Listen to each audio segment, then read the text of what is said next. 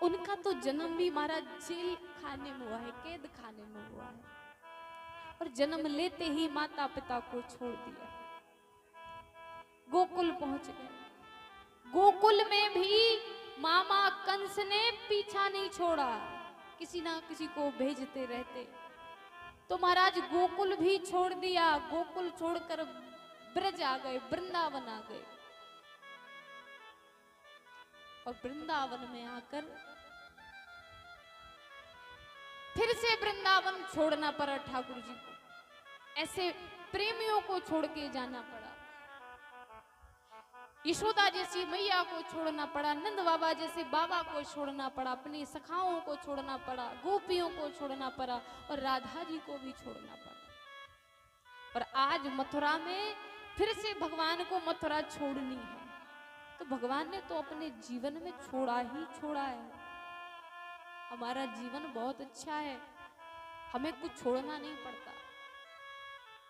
हम अपने परिवार में हैं, माता पिता के पास हैं, परिवार के पास हैं, अपने प्रेमियों के पास हैं, अपने चाहने वालों के पास हैं।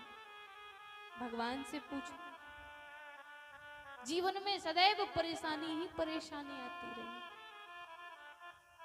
तो यहां पर भगवान कृष्ण बलराम जी से कहते हैं कि दाऊ भैया अब लगता है कि मथुरा भी छोड़नी पड़ेगी। तो भगवान कृष्ण ने विश्वकर्मा भगवान को आदेश दिया कि जाओ ऐसी नगरी का निर्माण करना जो अत्यंत सुंदर हो, और ऐसे स्थान पर हो जहां पर शत्रु आसानी से ना पहुंचे। तो विश्वकर्मा भगवान समुद्र देव के पास आते हैं और समुद्र देव से नगरी के लिए स्थान मांगते हैं बीच समुद्र में।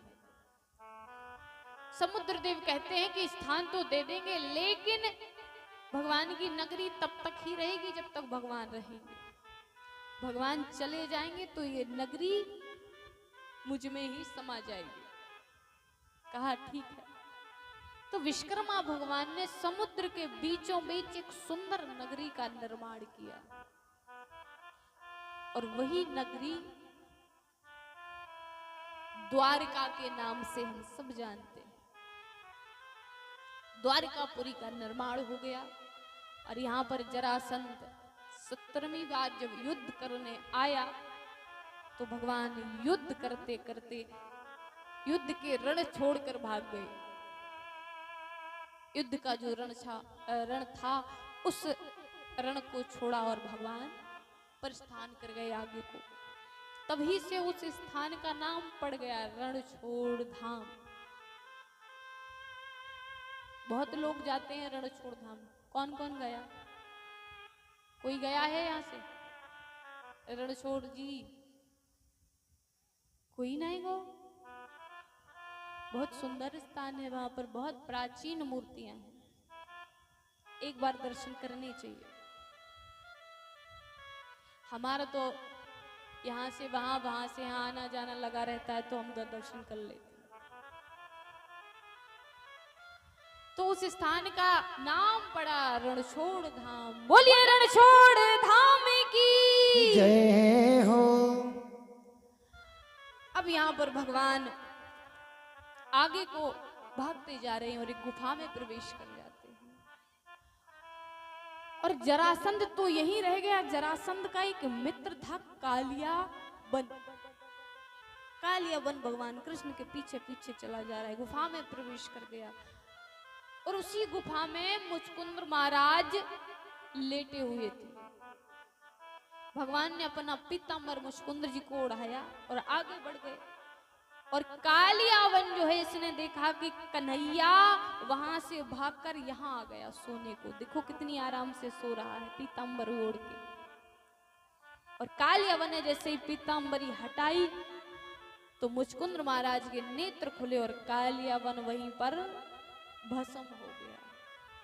बोलिए कृष्ण कन्हैया लाल की जय। और फिर भगवान ने मुचकुंद जी का उद्धार किया, और आज भगवान कृष्ण और बलराम दोनों ही द्वारकापुरी पहुंच गए अपने परिवार सहित। देवकी मैया, वसुदेव जी, नाना उग्रसेन जी और जितने भगवान के सखा हैं मथुरा में, जितने प्रेमी हैं, सब मथुरावासी द्वारका में पहुंच गए और द्वारका में निवास करने लगे। तो यहाँ पर कौन कौन मानता है कि भगवान की कृपा से ही सबके काम पूरे होते हैं? सब मानते हैं ना? ये जो भी होता है प्रभु की इच्छा से होता है, वही करते हैं। हम और आप कोई नहीं है करने वाले। आज ये कथा भी हो रही है तो ये भी श्री हनुमान जी महाराज जी की कृपा से ही है। हम सब तो सिर्फ संचालक हैं, नाचने वाले कठपुतली हैं।